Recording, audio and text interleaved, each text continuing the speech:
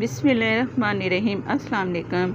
आज बनेगी लहसुन की चटनी, जो कि आप कबूली के साथ खा सकते हो, तहरी के साथ खा सकते हो, बेसन की रोटी के साथ तो बहुत ही मज़े की लगती है। पकोड़े बनाएं तो उसके साथ भी आप खा सकते हो, क्योंकि ये लगेगी बहुत ही मज़ेदार सी चटनी।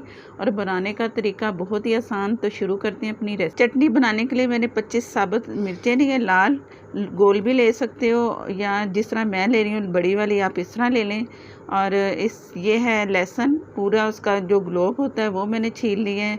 लहसुन का जो है ये छिलके उतार चुकी हूँ। ये इतने बड़े साइज़ का ये था लहसुन, तो मैंने इतना बड़ा ये टोटल इसमें ये सारे छिलके उतार दिए। ये आपके सामने है। और ये है इमली, मैंने 1 टेबलस्पून फूल भर के लिए पानी में भिगोया, गर्म पानी में, सारा उसके गुठलियाँ निकाल के, गुदा निकाल के, ये आपके सामने है। और ज़ीरा है 1 टेबलस्पून।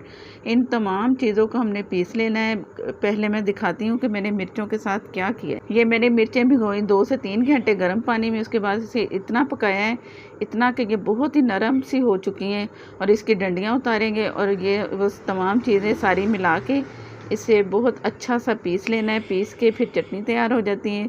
तो इसे पीस लेंगे, जार लेंगे और इसमें वो तमाम चीज़ें डाल देंगे जो मसाले मैं दिखा चुकी हूँ। लहसुन गया, इमली का पल्प गया इसमें, और ज़ीरा। नमक 1 टीस्पून, आप हस्बे ज़ायक़ा अपनी मर्ज़ी से इसमें डाल सकते हो। और इसे बारीक सा पीसना है, जहाँ तक कि इसके जो बीज है ना वो भी नहीं नज़र आने चाहिए, इतना बारीक पीसना है।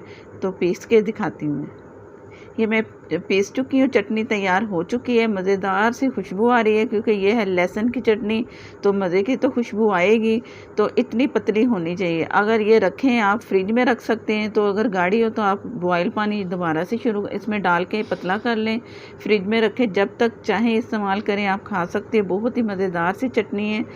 और नए देखने वाले जिन्होंने चैनल को सब्सक्राइब नहीं किया, वो चैनल को सब्सक्राइब कर लें और प्यारा सा एक लाइक दे दें।